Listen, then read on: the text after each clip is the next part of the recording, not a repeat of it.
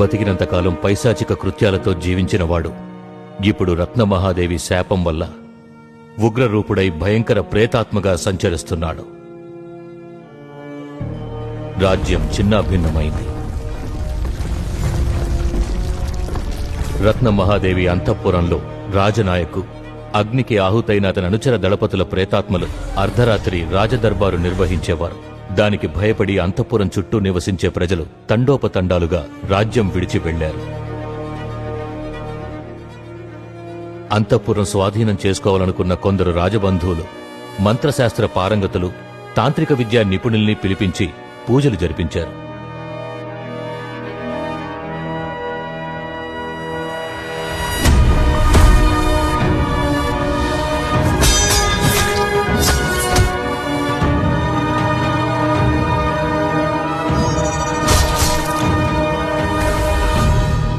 రాజనాయకు తగిలిన శాపం బ్రహ్మహత్యా పాతకం కన్నా బలీయమైనది. అతనికి శాప విమోచనం లభించినప్పుడే ఇక్కడ జరిగే అమానుష కృత్యాలు అంతమవుతాయి. అది అంత తేలిక కాదు. 1000 సంవత్సరాలకు ఒకసారి వచ్చే నవకాళికా పౌర్ణమి రోజున చక్రాకార హోమగుండంలో యాగం చేసి ఒకే కుటుంబానికి చెందిన 5 రోహిణి నక్షత్ర జాతకుల్ని పూజలో బలి ఇస్తేనే రాజనాయక ఆత్మకు శాప విమోచనం కలుగుతుంది. మా కుటుంబంలో ఉన్న మేము 5 రోహిణి నక్షత్రంలో పుట్టిన వాళ్ళమే. కాని ఆ బలి పూజని వంశంలోని మొదటి ఆడపిల్ల, అందులోనూ కన్నెపిల్లే జరిపించాలి. మీ ఇంటికి దయ్యం రావచ్చు, ఓకే, కానీ మా ఇంటికి ఎందుకు వచ్చినట్టు? ఇన్ని చేసి పూజ జరిగిన ఒక విచిత్రమైన సమస్య ఉంది. ఈ బలి పూజ ద్వారా శాప విమోచనం కలిగి విడుదలయ్యే రాజనాయక ఆత్మ తనలోని ఉగ్రశక్తిని ఎలా ప్రయోగించబోతోందో అతని ఆత్మ తప్ప వేరెవరూ గణింపలేరు. వేరే మార్గమే లేదా? రాజధానిని వేరే చోటుకు మార్చి రాజ్యాన్ని ఏలుకోండి. ప్రేతాత్మగా సంచరిస్తున్న రాజనాయక్ ఘోర తపస్సు చేసి క్షుద్రశక్తుల్ని సంపాదించి నవకాళికా బలిపూజ కోసం ఎదురు చూడసాగాడు. కాబోవు కార్యము 4 గోడల మధ్య 3 దినములలో రాబోవు నవకాళికా పౌర్ణమి నాడు జరగవలెను.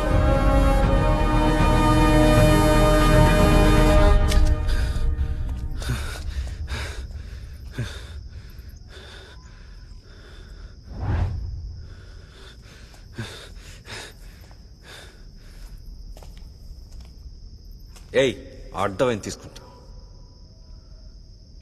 అవును, నీకు అక్క ఉంది కదా?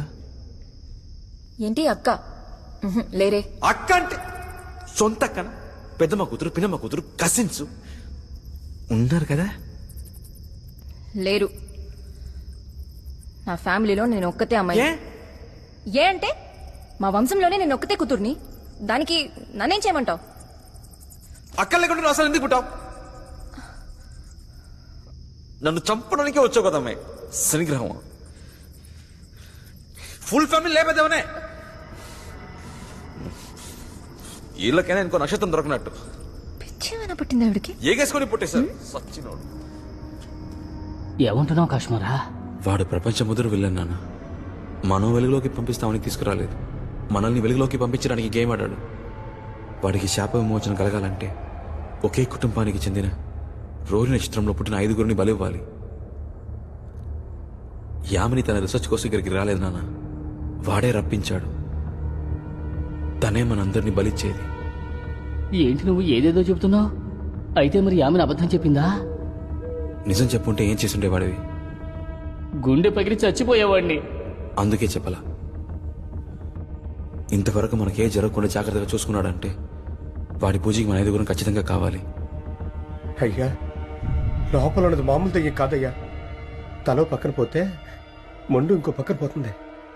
లోపలికి ఎవరెళ్ళా తన్ని తగిలేస్తుందయ్యా.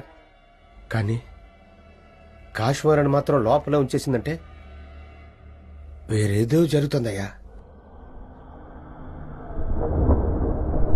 నవకాళికా పౌర్ణమి రత్నమహాదేవి శాప విమోచనము కొరకు ఈ నవకాళికా పౌర్ణమి సమయాన రోహిణి నక్షత్రాన్ని ధరించిన 5గురిని బలి ఇచ్చినప్పుడు మరలా పునర్జీవుడవుతాడు ఈ రాజ్ నాయక్. ఎక్కడికెళ్తున్నావురా? దెయ్యాల కొట్టని ఎవరో బాంబులు పెట్టి వేలు చేస్తున్నారంట. ఊరంతా దాన్ని చూడడానికే పోతున్నారు.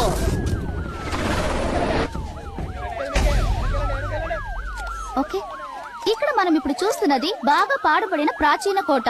ఇది కేవలం కోట అని చెప్పడం కన్నా ముత్యాల చెరువు దెయ్యాల కోటగా బాగా పాపులర్ అయిన ప్యాలెస్. ప్రజల మంచు కోరి దీన్ని బాంబు పెట్టి కొల్చబోతున్నారు. చివరిసారిగా ఆలోచించుకోండి. పోనీ దెయ్యాలు వదిలించే వాళ్లతో వద్దు బాబు, అన్ని చేశాను. చోటానికెళ్ళ స్టార్ట్ పండి சோழிநல்லூர் தர்கா வரைக்கும் எல்லாமே பார்த்தாச்சு. ஏமி பிரயோஜனம் இல்ல. பிளாஸ்ட் பண்ணி எல்லாம் முடிச்சிருங்க.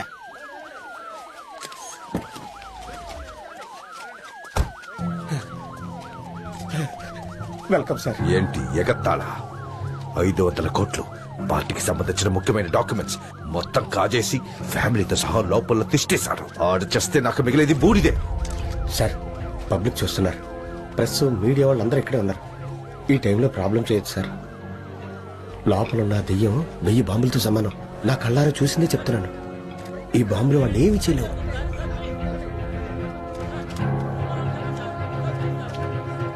ఎర్లీ మార్నింగ్ బ్లాస్ట్ అవ్వాలి. సపోర్ట్ ఛానల్స్ లో డైనమిక్స్ ని ఇంక్రీజ్ చేయండి. రైట్ ఛానల్ లో ఉన్న వాళ్ళు లైన్ లోకి రండి.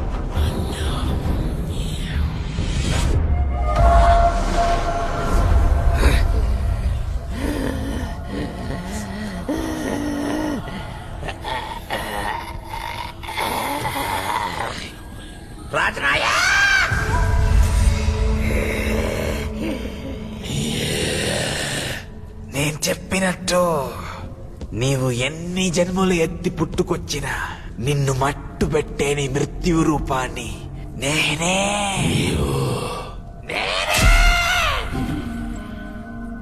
నన్ను ప్రేమించిన ఒకే కారణము చేత ఆ అర్జునుడి అంతాన్ని వీక్షించిన సాక్షిని నేను. నిన్ను నమ్మిన నా తండ్రి మరణానికి కారణమైన దానను అన్ని పుణ్యం ఎరుగని నా సోదరుని ప్రాణాన్ని హతమార్చిన క్షణమే శవమై నిలిచేదాను. నీ మీద పగ సాధించి నేను చంపిన దానను. నీవు ఎవరి రూపంలో వచ్చినా నా శాప విమోచన బలి పూజను అడ్డుకోలేవరత్నా. చూద్దాంలే. కాశ్మీరా, అసలు నీకేమైందిరా? నేను వచ్చిన పని పూర్తయ్యే వరకు ఈ దేహం నాకు కావాలి.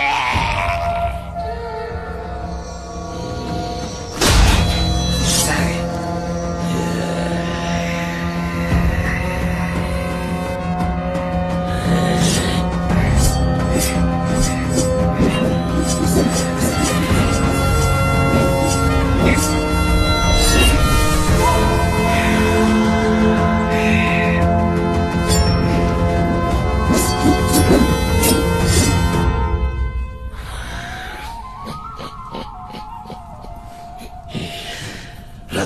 చిటిక వేసిన అది ఎడమ చేతితోనే, నీవు ఖడ్గాన్నే తిప్పినావు కుడి చేతితో.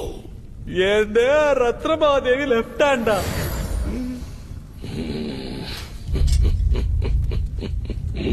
ఇంత పెర్ఫార్మెన్స్ చేసి చివరికి రాంగ్ గా రైట్ లో పట్టుకున్నావు కదరా.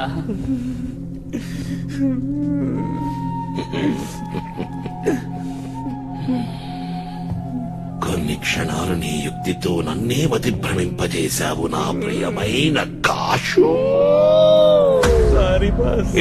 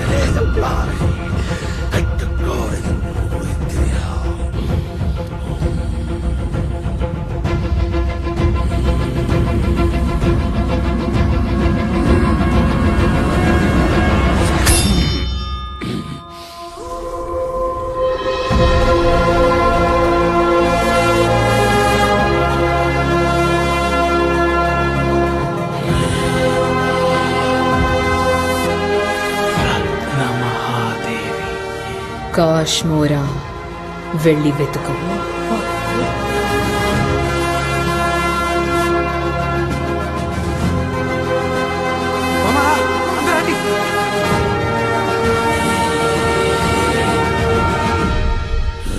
రత్నా, నా ఇన్నేళ్ల నిరీక్షణకు ఫలితం దక్కనివ్వు.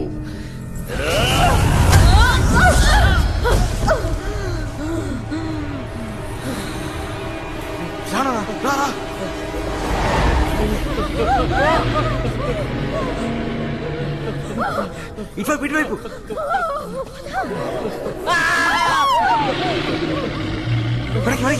పోండి.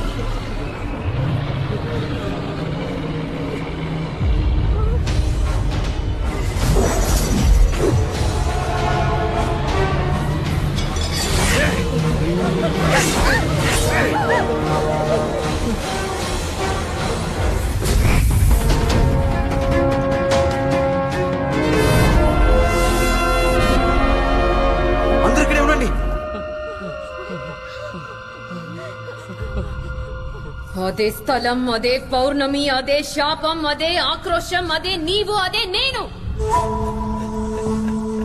రా రాజ్నాయక్. ఈ పౌర్ణమి ముగిసే లోపు నా ఖడ్గం నిన్ను ముగిస్తుంది.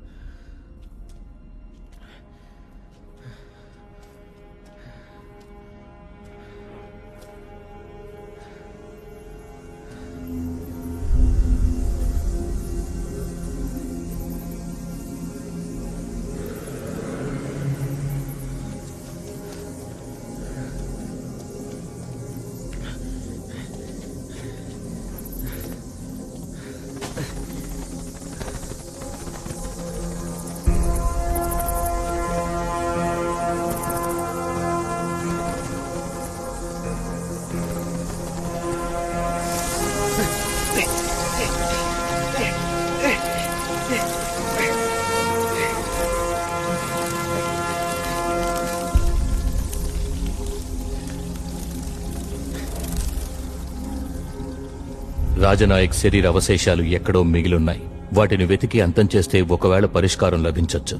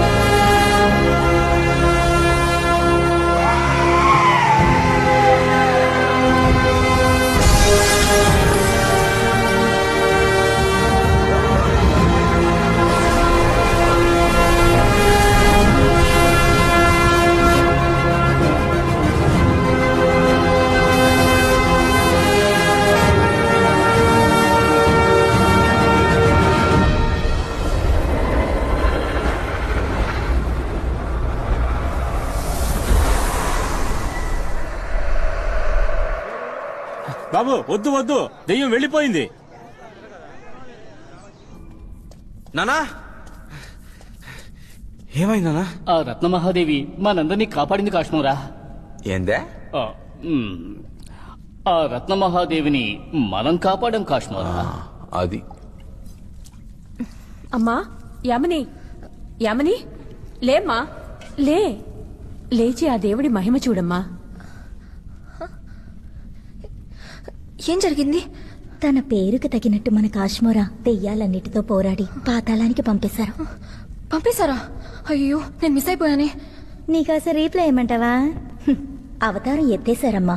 లెంపలేసుకో, చెప్పు. కాశ్మోరా ఆయన అవతారమా? అవును యామిని, తనలోని మహోన్నత శక్తుల్ని మేల్కొలిపి కోటి సూర్య ప్రకాశవంతుడై అవతారం ఎత్తాడమ్మా. ఆ అవతార పురుషుని మహిమ చూడమ్మా.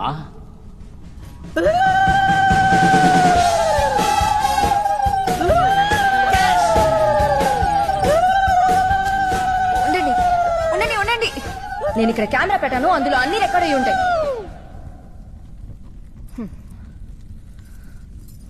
ఇప్పుడు కనిపెట్టేస్తా.